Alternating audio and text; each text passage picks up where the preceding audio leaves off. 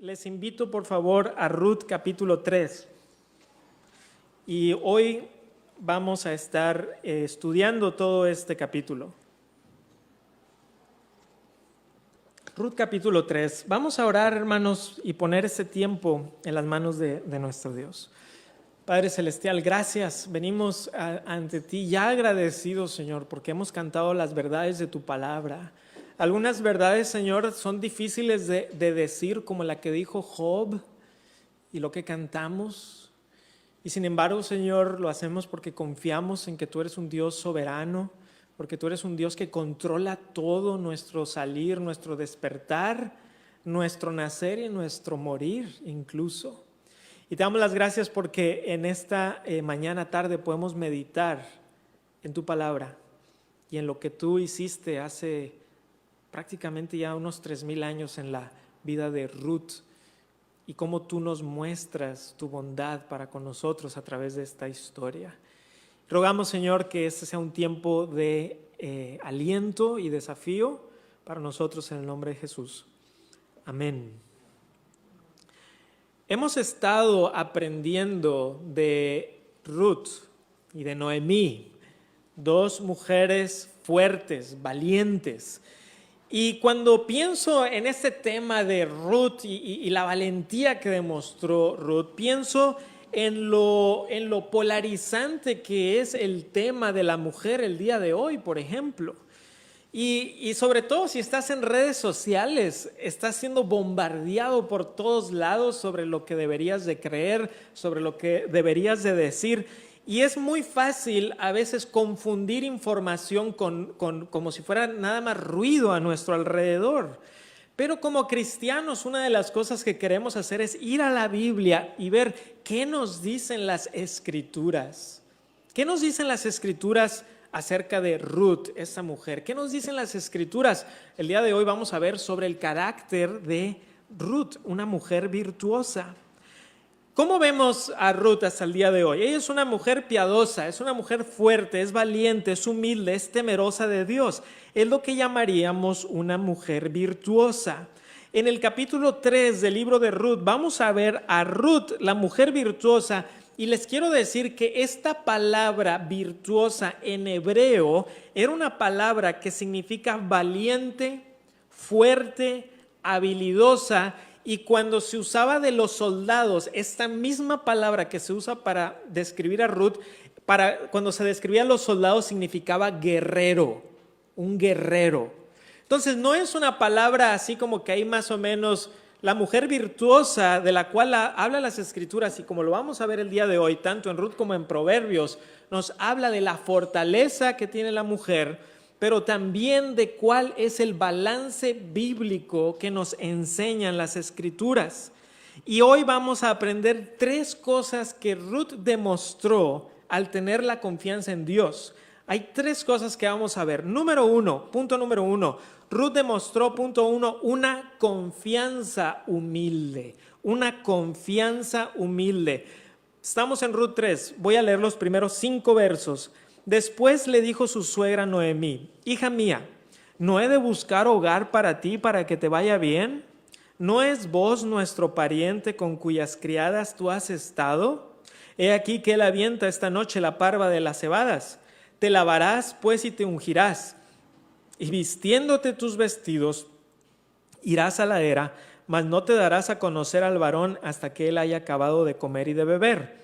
Y cuando él se acueste, notarás el lugar donde se acuesta e irás y descubrirás sus pies y te acostarás allí y él te dirá lo que hayas de hacer. Y ella respondió: haré todo lo que tú me mandes. Entre el final del capítulo 2 y el principio del capítulo 3 pasan varias semanas. Y en estas semanas Ruth ha estado trabajando en la tierra, en las tierras que le pertenecen a este hombre llamado Boaz. Pero Noemí no está dispuesta a quedarse como que con las manos cruzadas nada más y dejar que Ruth trabaje el resto de su vida en campos para sostenerlas a las dos. Entonces Noemí decide hacer algo al respecto. Ruth se ha convertido en una hija, por eso la llama hija mía. Quiere Noemí encontrar un hogar para Ruth, para que pueda ella vivir el resto de sus días sin tener que estar trabajando en los campos. Y Noemí dice, ¿cuál es la solución?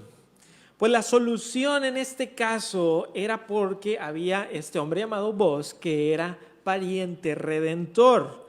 Ahora recordemos lo que hemos dicho sobre Boaz.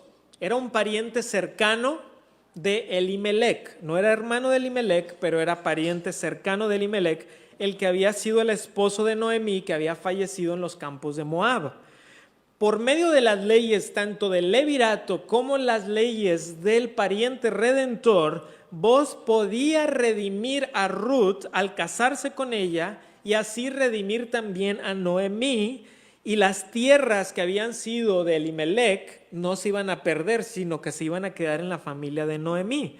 Pero recuerdan lo que vimos en el capítulo 2, Boaz no estaba obligado a hacerlo, porque aunque era un pariente cercano, no era el pariente más cercano, y segundo, ni siquiera era hermano de Elimelec. Entonces ellas tenían que confiar en el carácter y la benevolencia de esta persona llamada Boaz. ¿Qué estaba haciendo Boaz? En el versículo 2, Noemí le dice a Ruth que Boaz estaba aventando la parva de las cebadas. Aquí se refiere a cuando se iban de donde estaba la tierra, donde se segaba, se iban a la era.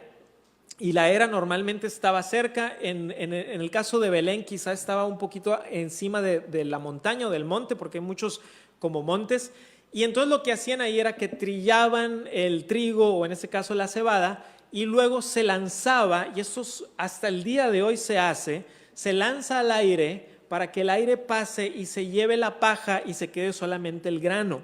Y tú lo puedes buscar en YouTube, que esta misma práctica se sigue acostumbrando incluso en México también, en donde se lanza, se va llevando la paja y se queda con el trigo, se queda con lo que ya viene siendo en sí el trigo o la cebada. Y entonces Noemí le dice a Ruth, eso es lo que va a estar haciendo Boaz, porque ya cegaron y ahora eso es lo que sigue, es aventar la parva de la cebada. Y le dice, ok, Ruth, tenemos un plan. Y el plan que tiene Noemí es un poco atrevido. No sé cómo decirlo o cómo ponerlo, pero sí es un poco atrevido. ¿Por qué? Porque tiene que ir con Boaz y prácticamente le va a decir que tú eres el que me puedes redimir si te casas conmigo. Ahora, eso se nos hace un poco extraño, pero recuerden que estamos viendo la cultura de hace 3000 años. Y si nosotros tomáramos una máquina del tiempo y saliéramos y le contáramos a Ruth cuáles son nuestras costumbres, ella diría probablemente lo mismo, ¿no? Diría, qué raro, o sea, hacen esto y hacen esto otro. Entonces, mantengamos en mente que estamos hablando de una cultura muy antigua y que muchas de las cosas que se hacen no se practican el día de hoy, ni siquiera entre los judíos ya, algunas de estas cosas. Entonces le dice Noemí a Ruth que se lave, porque en el mundo antiguo las personas no tenían regaderas. De hecho, hasta el día de hoy, a mí me ha tocado viajar a diferentes partes de México en viajes misioneros y me ha tocado quedarme en lugares en donde no hay regadera, sino que simplemente tienes que ir ya sea al río, o en el mundo antiguo se podían lavar en el río. A veces había algunos baños públicos en muchas de las ciudades romanas, eso era muy común, que hubiera baños públicos, y solamente eran los más ricos los que podían tener un baño para ellos mismos. Entonces, en el caso de Noemí y Ruth, pues no sería así. Entonces le está diciendo, quiero que vayas, que te laves, y le pide que se unja. Y aquí se refiere a aceites aromáticos, que también hasta el día de hoy, ¿verdad? Pero en el mundo antiguo el perfume no existía de la misma manera que el día de hoy, y era común hacer o ponerte un poco de aceite aromático. Y le pide después que se ponga sus vestidos. No nos dice el texto a qué se refiere con estos vestidos, pero los eruditos piensan que hay dos significados posibles. Número uno, que simplemente le está diciendo abrígate. O sea, vas a salir de noche, ponte un abrigo porque va a estar frío o lo que sea. Entonces esa es una opción. Y la otra opción que se piensa que pudiera ser es que algunas veces en las culturas antiguas, cuando moría el esposo, la viuda se ponía unos vestidos de luto, mientras estaba en luto. Entonces, que a lo mejor le está diciendo Noemí a Ruth, ya quítate tus vestidos de luto, ¿verdad? Y entonces puedes ir con vos, porque si no sería un poco extraño lo que le vas a decir a vos y que estuvieras vestida con vestidos de luto. Entonces, Ruth había de ir a la era, notar dónde se dormía Booz, descubrir sus pies y acostarse a los pies de Booz. Una vez más, esto se nos hace extraño, pero estas eran costumbres culturales de hace 3000 años. Y si tú viajas el día de hoy a África, a Asia, al sur de México, vas a encontrar diversas costumbres culturales que son ajenas a nosotros, pero porque son precisamente eso, son algunas costumbres del mundo antiguo y también del mundo el día de hoy. Y la respuesta de Ruth es una de confianza humilde. Haré todo lo que tú me mandes. La confianza humilde no tiene nada que ver con debilidad. Ruth, como hemos visto, es una mujer fuerte, es una mujer valiente, se había comprometido a seguir a Noemí y ahora confiaba en el consejo de Noemí, pero también Ruth sabía que este era un buen consejo porque esta era la oportunidad de ser ella redimida y también Noemí redimida. Y es muy evidente el amor que hay entre estas dos mujeres. El amor que Ruth tiene por Noemí y Noemí por Ruth es muy evidente y está actuando de acuerdo a este amor. Y no olvidemos que Ruth no solamente había dicho que confiaría en Noemí, sino que confiaría en el Dios de Noemí. Dios Jehová, el Dios del pacto. Ella tenía una confianza humilde, pero certera en la providencia de Dios. Todos nosotros ponemos nuestra confianza en algo, en cosas, todos los días. Algunos de los jóvenes se van a identificar con este juego que se hacían en los campamentos de jóvenes, en donde te ponen, por ejemplo, en una silla y tienes que cruzarte de brazos, te vendan los ojos y te tienes que lanzar hacia atrás. Algunos de ustedes saben de qué estoy hablando, ¿verdad? Y yo creo que yo lo he hecho unas 2 o 3 veces y no importa cuántas veces lo haces, siempre tienes un sentimiento de nerviosismo cuando estás ahí, te dicen, lánzate. ¿Por qué? Porque todos los que están atrás te dicen, no te vamos a dejar caer. Pero tú estás pensando, pero yo he visto los videos, ¿no? O sea, videos en YouTube y todo, y ahí vas hasta abajo. Entonces, pero lo que haces es confiar que no te van a jugar una broma, sino que verdaderamente van a hacer todo lo que puedan para cacharte. Pero piensen en que todos los días confiamos en cosas. Por ejemplo, ustedes están confiando en la silla en la que están sentados y probablemente no lo habían pensado hasta que se los acabo de mencionar. Pero estás confiando en la silla, estás confiando que cuando se pone en rojo el semáforo se van a detener los carros y que cuando es tu verde los demás se van a detener. Estás confiando en eso. Estás confiando en que los frenos de tu auto van a funcionar. Estás confiando en el piloto y el copiloto cuando un avión de 350 personas, literalmente un tubo está volando por el aire y tú estás confiando en 2 personas, ¿verdad? Pero el cristiano debe de saber que al final estamos confiando en el Señor. Estamos confiando nuestra vida en el Señor, nuestro todo en el Señor. Y lamentablemente muchos, incluso creyentes, cuando se trata de lo más importante sobre nuestra vida espiritual, estamos más dispuestos a confiar en el consejo de alguien más y no en el consejo de Dios. Ahora, Dios muchas veces usa a otras personas para darnos un consejo bíblico, pero a veces podemos confiar más en un libro que tiene una portada de una persona con una sonrisa muy bonita y decimos, yo creo que él me va a solucionar la vida, cuando en realidad a lo mejor te va a dar un muy mal consejo. Entonces, en quién confiamos es bien importante porque todos los días estamos poniendo nuestra fe en personas, en cosas. Y nosotros como cristianos, cuando venimos delante de Dios, tenemos una confianza humilde. ¿Por qué? Porque no le exigimos a Dios, sino que le pedimos como hijos amados a nuestro Padre Celestial. Él es nuestro Padre y le pedimos como hijos amados. Y tú puedes confiar que Dios ve la situación en la que estás, la dificultad en la que puedes encontrarte y que Él está obrando para tu bien. ¿Y sabes cuál es tu mayor bien? Ser como Jesús. Tu mayor bien no es tener más dinero, tener más cosas, tener más objetos. Tu mayor bien no es tener más juguetes. Tu mayor bien es ser como Jesús. Ese es tu mayor bien. Y Dios está buscando moldearnos. Y Ruth y Noemí, lo hemos visto, están pasando por situaciones difíciles, pero ellas han decidido confiar en Dios. Entonces, eso nos lleva a una segunda característica que vemos en Ruth. Punto número 2. ¿Qué demostró Ruth? Punto 2. Una valentía sorprendente. Una valentía sorprendente. Voy a leer del verso 6 al verso 9. Estamos en Ruth capítulo 3, 6 al 9. Descendió pues a la era e hizo todo lo que su suegra le había mandado. Y cuando Booz hubo comido y bebido y su corazón estuvo contento, se retiró a dormir a un lado del montón. Entonces ella vino calladamente y le descubrió los pies y se acostó. Y aconteció que a la medianoche se estremeció aquel hombre y se volvió. Y aquí una mujer estaba acostada a sus pies.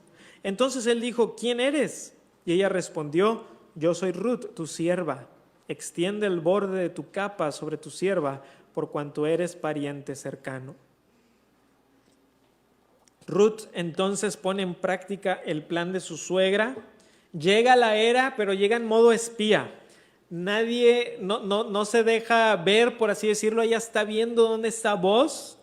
Booz termina de comer y beber y al estar saciado se retira a dormir a un lado de un montón de granos. Por cierto, la frase, su corazón estuvo contento, en el hebreo original no da la idea de que estuviera ebrio, sino que simplemente estaba satisfecho, que había sido un día difícil de trabajo, que había comido, había bebido y estaba listo para descansar, pero no da la idea de que estuviera ebrio, porque algunos han sugerido eso, pero el texto no lo sugiere. ¿Y por qué está Booz durmiendo en la era? ¿Por qué no se regresó a Belén a su casa? Bueno, hay varias razones posibles. Una de ellas es quizá que terminó tarde y simplemente dijo, lo mejor es quedarme aquí. Pero otra razón, y muchos de los eruditos piensan que Booz está quedándose a vigilar el trabajo. Ya hemos visto que es un hombre trabajador, ¿verdad? Lo vimos en el capítulo 2. Es un hombre que ama a sus trabajadores, que los respeta, que come con ellos, que respeta a las mujeres. Y ahora dice, me voy a quedar aquí en mi trabajo. No vaya a ser que alguien venga por la noche y se lo robe. Y entonces él está dormido, probablemente profundamente dormido después de un día de trabajo, y le descubre Ruth los pies. Y a la medianoche el hombre Booz se estremeció, literalmente le dio un escalofrío. Y quizá esa es la razón por la cual Ruth le descubre los pies, porque dice el texto que a medianoche que le da como un escalofrío, que se estremece por el mismo frío y abre los ojos, pero recuerden que pues no hay luz eléctrica ni nada de eso, ve una mujer ahí a sus pies y pues se sorprende. Y Booz es un hombre temeroso de Dios. Por lo tanto, no interpreta el tener a esta mujer que está dormida a sus pies, no lo interpreta de mala manera. Quizá un hombre de mal carácter hubiera interpretado otra cosa, pero Booz no lo hace. Más bien pregunta quién es, porque es de noche y está sorprendido. ¿Quién eres? Y Ruth responde con humildad. Yo soy Ruth, tu sierva. Ahora nosotros acostumbramos a decir, mi nombre es fulanito, tu servidor, o para servirte. Y Ruth está diciendo, yo soy Ruth, tu sierva. Y ahí hay un contraste bien interesante, porque por un lado Ruth está diciendo, aquí estoy Ruth, soy tu sierva, o sea, humildad, y por el otro lado le está diciendo algo con muchísima valentía. O sea, lo que está haciendo Ruth se requiere mucha valentía para hacerlo. Entonces Ruth se presenta como sierva, al mismo tiempo es muy valiente y le pide a Booz que extienda el borde de su capa. Esta es una expresión hebrea, tiene que ver con cobijar a alguien, y en este contexto le está diciendo, tú puedes redimirme si te casas conmigo. Y se lo está diciendo con respeto, pero con mucha claridad. O sea, Boaz sabe lo que le está diciendo. No dice, a ver, cobijar, ¿a qué te refieres? No, él sabe de qué está hablando Ruth, porque en el próximo pasaje lo vemos claramente. Entonces, es valiente Ruth en lo que le dice. Versículo 10 al 13, vean cómo Boaz sabe qué le está pidiendo Ruth, 10 al 13. Y él dijo, bendita seas tú de Jehová, hija mía. Has hecho mejor tu postrera bondad que la primera, no yendo en busca de los jóvenes, sean pobres o ricos. Ahora pues, no temas, hija mía. Yo haré contigo lo que tú digas, pues toda la gente de mi pueblo sabe que eres mujer virtuosa. Y ahora, aunque es cierto que yo soy pariente cercano, con todo eso hay pariente más cercano que yo. Pasa aquí la noche y cuando sea de día, si él te redimiere, bien, redímate. Mas si él no te quisiere redimir, yo te redimiré, vive Jehová. Descansa pues hasta la mañana. Boaz le responde a Ruth de la manera en que Boaz lo hace, con una bendición. La bendice en el nombre del Dios del pacto. ¿Recuerdan el capítulo 2 cuando Boaz llega a su tierra y saluda a sus trabajadores y los saluda en el nombre de Dios? Ahora ve a Ruth y también le da una bendición en el nombre de Dios. Y hay algo bien interesante porque la bendición de Boaz tiene que ver con la bondad de Ruth. Dice, tú has demostrado una bondad. ¿Y saben cuál es la palabra bondad? Una palabra que hemos estado aprendiendo, Gesed. ¿Recuerdan que dijimos de la palabra Gesed? Que es una palabra difícil de traducir al español, pero que tiene que ver con el amor de pacto que tiene Dios.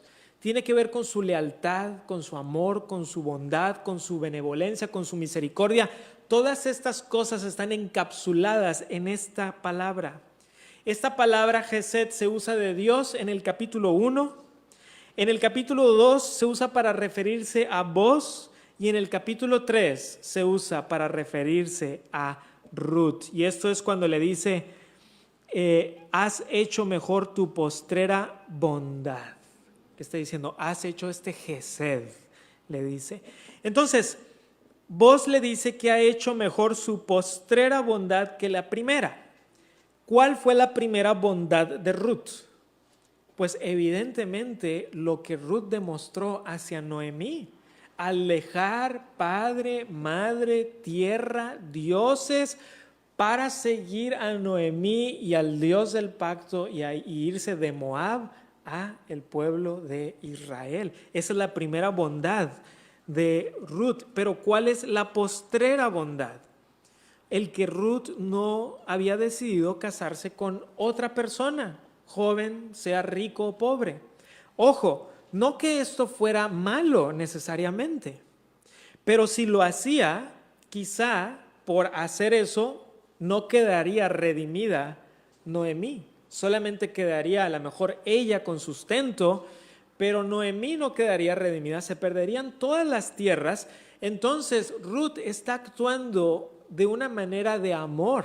Ella tiene un amor profundo por Noemí y está dispuesta a actuar de esta manera que ella cree, Ruth cree que también es la mejor manera. Entonces en el versículo 11, Boaz le asegura a Ruth que no tiene nada que temer y agrega, yo haré contigo lo que tú digas.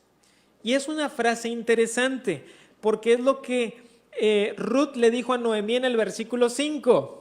Ruth le dijo a Noemí, voy a hacer lo que tú digas. Y ahora Boaz le dice a Ruth, haré lo que tú digas. ¿Y por qué? ¿Por qué Boaz está dispuesto a hacer esto? Versículo 11, parte B. Toda la gente de mi pueblo sabe que eres mujer virtuosa. ¿Y qué es una mujer virtuosa? La palabra hebrea hayil se usa en la Biblia en diferentes contextos. Ya les dije que en el contexto de la guerra, hayil se traduce como guerrero. Y en el caso cuando se aplica a la mujer, tiene ese contexto de fuerza, de valentía, pero también de piedad, de amor. ¿Dónde vemos esta palabra hebrea usada para una mujer? Bueno, en Ruth capítulo 3 y en Proverbios capítulo 31. Vamos a Proverbios 31, hermanos, Y aunque no vamos el día de hoy a hacer una examinación frase por frase de Proverbios 31, sí quiero que veamos algunas cosas. Para algunos, la mujer virtuosa es una mujer que está en un rincón, que no dice nada, que está ahí calladita y que nunca se mueve. Y eso no es lo que dice la Biblia. Para otros, la mujer virtuosa, a lo mejor el concepto de una mujer virtuosa va a estar asociado con rebelión, con otras cosas. Y esos dos opuestos, las Escrituras no nos los ponen, sino que nos dan un balance bíblico. Vamos a Proverbios 31, del 10 al 31, solamente vamos a ver algunos versos, ¿ok? Ya después haremos una predicación de todo Proverbios 31, pero por ahora solo algunos versos. ¿Qué nos dice Proverbios 31 de la mujer virtuosa? Nos dice que es inmensamente valiosa en el versículo 10. Mujer virtuosa, ¿quién la hallará? Porque su estima sobrepasa largamente la de las piedras preciosas. Nos dice que es una mujer trabajadora, versículo 13. Busca lana y lino y con voluntad trabaja con sus manos. Miren el versículo 24. Hace telas y vende y da cintas al mercader. Se nos dice que es emprendedora, versículo 16. Considera la heredad y la compra y planta viña del fruto de sus manos. Miren el versículo 18. Ve que van bien sus negocios, su lámpara no se apaga de noche. Es una mujer comprometida con la justicia, versículo 20. Alarga su mano al pobre y extiende sus manos al menesteroso. Es una mujer fuerte y valiente, versículo 25. Fuerza y honor son su vestidura y se ríe de lo porvenir. Es una mujer que su familia la admira, versículo 28. Se levantan sus hijos y la llaman bienaventurada y su marido también la alaba. Y es una mujer temerosa de Dios, versículo 30, engañosa es la gracia y vana la hermosura, la mujer que teme a Jehová, esa será alabada. Entonces, al ver solamente un poco de las cosas que se mencionan aquí en Proverbios 31, nos dice que la mujer virtuosa sigue a Dios, que la mujer bíblica no se ajusta a los moldes del mundo, sino al molde de Dios. Y es muy probable, hermanos, que Proverbios 31 se haya escrito pensando en Ruth capítulo 3, porque hay muy pocas veces que esa palabra hebrea específica se usa, y se usa en Ruth y se usa en Proverbios 31. Entonces, regresando a Ruth capítulo 3, regresen conmigo, hermanos, al versículo 12 de Ruth capítulo 3. Se nos presenta una complicación en la trama. Ahora, si a ustedes les gustan las películas o las obras de teatro o las novelas escritas, normalmente, ¿qué pasa cuando estás leyendo un libro y está muy bueno o una película y hay una complicación de la trama? Algo pasa y dices, no puede ser. ¿Y cuál es la complicación? Que hay un pariente más cercano que vos. Esa es la complicación. ¿Y quién de ustedes quiere que mejor sea el otro pariente el que redima? Nadie, ¿verdad? No queremos a ese otro pariente, queremos a vos porque lo conocemos. Sabemos que es un hombre temeroso de Dios, sabemos que es trabajador, sabemos que es respetuoso, sabemos que es un hombre que si bien es rico, es humilde, ¿verdad? Y que trata a las personas bien, tanto hombres como mujeres, como lo vimos en el capítulo 2. Y vos está dispuesto a romper con algunos paradigmas culturales que vimos en el capítulo 2, pero es un hombre que respeta la ley. Y por eso le dice, hay que hacer las cosas conforme a lo que dice la ley. Hay un pariente más cercano, pero versículo 13, parte B, mas si él no te quisiere redimir, yo te redimiré, vive Jehová. En otras palabras, tan cierto como que Dios vive, yo cumpliré con esta promesa. Entonces Ruth en estos versos demuestra una valentía sorprendente. No sé quiénes de ustedes hayan escuchado sobre Corrie ten Boom. Corrie ten Boom fue una mujer holandesa que vivió en los tiempos de la Alemania nazi, cuando Holanda fue ocupada por la Alemania nazi. Y hay un libro sobre su vida, se llama El lugar secreto, y también hay una película al respecto.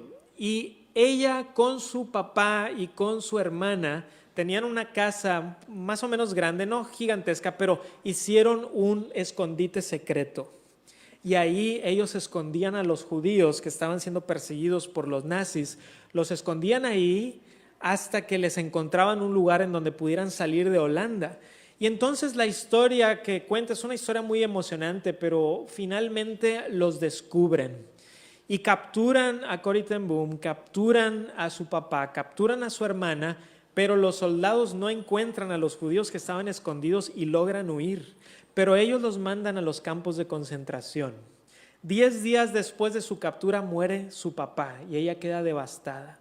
Y pasa un tiempo junto con su hermana en los campos y pasan tiempos muy tremendos, muy horribles. Y su hermana querida, que era su mejor amiga, muere 12 días antes de la liberación de Corrie ten Boom. 12 días antes muere. Y la historia, no les voy a contar más porque tienen que leer la historia o tienen que ver la película, pero es una mujer valiente. Y cuando pienso en Corrie ten Boom y cuando pienso en Ruth o pienso en María, la madre de Moisés, o en Rahab o en Esther o las mujeres que siguieron al Señor Jesucristo, vemos muchos ejemplos de mujeres que demostraron valentía porque tenían un Dios en el cual confiaban. Tenían tal confianza en Dios que estuvieron dispuestas a hacer cosas que no son fáciles de hacer. Y hoy vivimos en tiempos en donde es crucial que como cristianos seamos valientes también, que como Ruth confiemos en la providencia de Dios y demostremos valentía en un mundo antagónico, porque Dios quiere levantar un ejército de mujeres y de hombres que sean valientes para su gloria. Y cada vez más, mientras sentamos el antagonismo, el Señor nos ha llamado a una valentía, pero porque confiamos en Dios. Confiamos en el Dios que ha mandado a su Hijo Jesucristo, que nos ha redimido, que nos ha transformado, que nos ha lavado, que nos ha cambiado, y por la fe en Él estamos dispuestos a hacer lo que Dios ponga enfrente de nosotros. Y Dios va a poner cosas difíciles por las cuales tengas que pasar. Te lo garantizo. Ni siquiera es opcional. Ni siquiera es opcional. Te garantizo que vas a pasar por momentos difíciles. Y como Ruth, pongamos nuestra confianza en Dios. 2 cosas hemos visto de Ruth. Primero, que tuvo una confianza humilde, y segundo, que demostró una valentía sorprendente. Ahora, como tercer punto, vamos a ver que Ruth manifestó, punto número 3, una esperanza segura. Una esperanza segura. Vayan conmigo a el verso 14 y voy a leer el 15 también.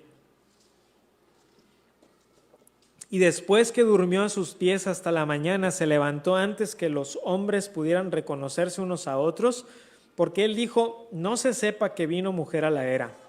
Después le dijo: quítate el manto que traes sobre ti y tenlo. Y teniéndolo ella, él midió 6 medidas de cebada y se las puso encima, y ella se fue a la ciudad.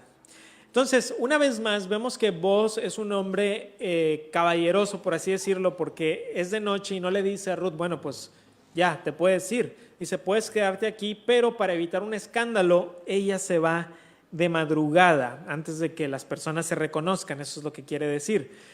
Pero antes de que se vaya, Boaz se asegura de que no se vaya con las manos vacías, sino que le da 6 medidas de cebada. A diferencia de otros pasajes, no nos dice qué medida es, porque a veces en la Biblia se nos dice cuál medida era, si un efa, si un gomer, etc. Pero aquí no se nos dice, pero puede ser que simplemente haya sido que pues ahí en la rapidez, como agarrar un montoncito con ambas manos y ponerlo en el manto, puede ser algo así, pero que no se fuera con las manos vacías. Y entonces Ruth se va hacia Belén. Versículo 16 hasta el 18. Y cuando llegó a donde estaba su suegra, ésta le dijo: ¿qué hay, hija mía?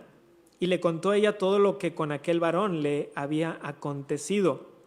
Y dijo: estas 6 medidas de cebada me dio diciéndome, a fin de que no vayas a tu suegra con las manos vacías. Entonces Noemí dijo: espérate, hija mía, hasta que sepas cómo se resuelve el asunto, porque aquel hombre no descansará hasta que concluya el asunto hoy. Entonces llega Ruth y ¿qué quiere Noemí inmediatamente? Quiero saber, ¿qué pasó? ¿Qué pasó? Ruth, cuéntamelo. Y Ruth se lo cuenta y además le muestra el regalo de Boaz que no dejó que se fuera sin nada. Ahora, muy probablemente Boaz sabía o sospechaba que Noemí estaba involucrada. Porque era Noemí la que conocía las costumbres, era Noemí la que sabía que él era un pariente cercano y que podía redimirlas. Y Boaz, ¿qué hace? Demuestra misericordia también. Dice, oye, no te vayas con las manos vacías. Vete con algo para que se lo puedas llevar también a Noemí. El plan arriesgado de Noemí había surtido buen efecto, por lo menos hasta ahora. Ahora, nosotros ya tenemos la ventaja de saber el capítulo 4, pero recuerdan que ellas no saben lo que va a pasar. Y la respuesta de Noemí es de una esperanza segura porque conocía el carácter de Boaz. Y queridos hermanos, quiero que vean tanto el carácter de Ruth y el carácter de Boaz y cómo nos apuntan a Dios. Porque Boaz es un hombre que es trabajador, que es honesto, que es temeroso del Señor. Y todo esto, hermanos, debe de ser las características de todos nosotros y sobre todo nuestro trabajo.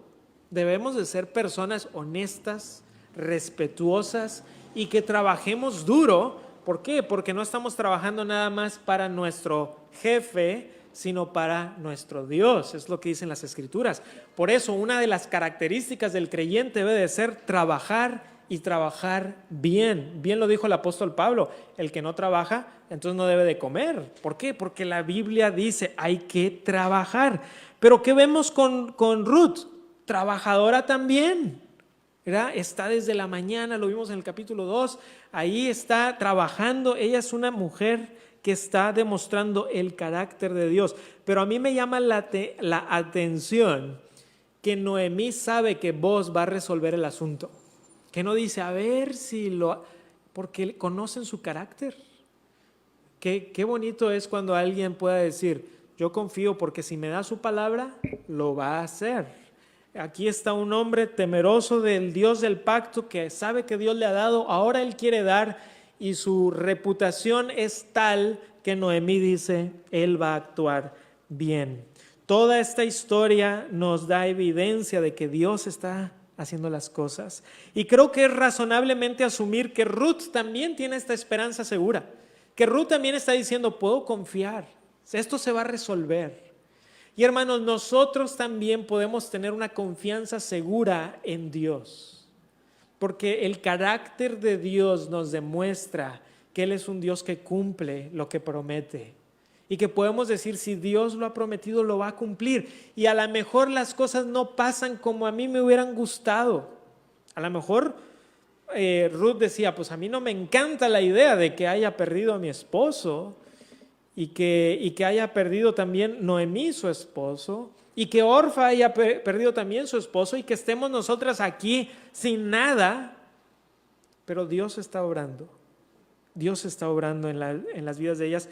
Y lo que va a resultar de esta historia es algo increíble. O sea, la historia de Ruth se va a convertir en una de las historias más hermosas de todo el Antiguo Testamento. 3000 años después estamos hablando de ella, hermanos, porque confió en el Señor.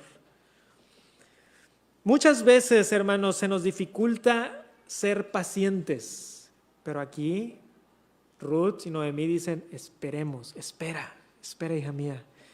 En esta pandemia hemos aprendido muchos de nosotros a pedir cosas en línea, ¿no? Porque al principio era la única manera. Entonces, pedir comida y pedir el mandado y a veces otras cosas. A mí me gustan mucho los libros, entonces este es el ejemplo que yo daría cuando pido un libro y estoy a la expectativa, pero tienes que esperar ese lapso de tiempo, ¿no? Y ese lapso de tiempo cada vez se hace menor. Antes pedías un libro en línea y tenías que esperarte 2 semanas, era lo normal. Ahora 2 días, 3 días. Y a veces hasta eso se nos hace mucho, ¿verdad? Hoy 2 días tengo que esperar, porque vivimos en el momento de que lo queremos todo ya. ¿verdad? Antes, ¿recuerdan cuando te conectabas a internet con ese sonidito así todo raro y luego te metías a una página de internet, se tardaba 1 minuto en cargar y ahorita si son 10 segundos, estás desesperadísimo, ¿verdad? ¿Qué pérdida de tiempo aquí, 10 segundos? Entonces, no estamos acostumbrados a la paciencia, ¿verdad? No estamos acostumbrados a esperar. Y sin embargo, las Escrituras nos llaman a eso, hermanos.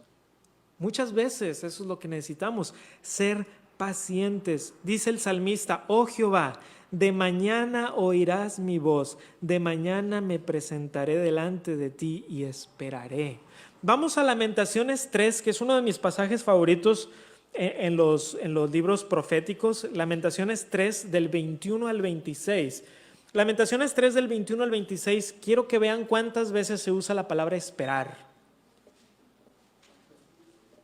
Lamentaciones 3 del 21 al 26. Aquí Jeremías está hablando en el contexto de la destrucción de Jerusalén, pero hay aplicación para nosotros. Dice Lamentaciones 3:21, esto recapacitaré en mi corazón, por lo tanto esperaré. Por la misericordia de Jehová no hemos sido consumidos, porque nunca decayeron sus misericordias. Nuevas son cada mañana, grande es tu fidelidad. Mi porción es Jehová, dijo mi alma, por tanto en él esperaré. Bueno es Jehová a los que en él esperan, al alma que le busca. Bueno es esperar en silencio la salvación de Jehová. Hermanos, como creyentes podemos confiar en Dios, pero nuestra esperanza es una esperanza segura porque no dudamos del carácter de Dios. Incluso en medio de la situación difícil, nuestra esperanza está en Dios. ¿Qué cantamos ahorita? Mi ser descansa en Él. Así que espera en Dios, hermano, hermana, no desmayes, no pierdas la fe. Como dijo Job, no voy a perder la fe. Él me tiene que levantar del polvo. Y algunos de nosotros vamos a llegar a sentirnos así, como si estuviéramos tirados en el polvo. Y sin embargo, Dios es un Dios que levanta a los caídos. 7 veces cae el justo, pero vuelve a levantarse, hermanos. Y no te vas a poder levantar tú solo. Tienes que levantarte al tomarte de la mano de Cristo. De Cristo. Y en Ruth vemos una mujer que puso su confianza en Dios. Tuvo una confianza humilde, una valentía sorprendente y una esperanza segura. Queridos hermanos, necesitamos poner los ojos en Dios. Y así como Noemí y Ruth confiaban en el carácter de Boaz, tú puedes confiar. En el carácter de Boaz, tú puedes confiar en el carácter de Dios. Ese Dios bondadoso, ese Dios bueno, ese Dios misericordioso.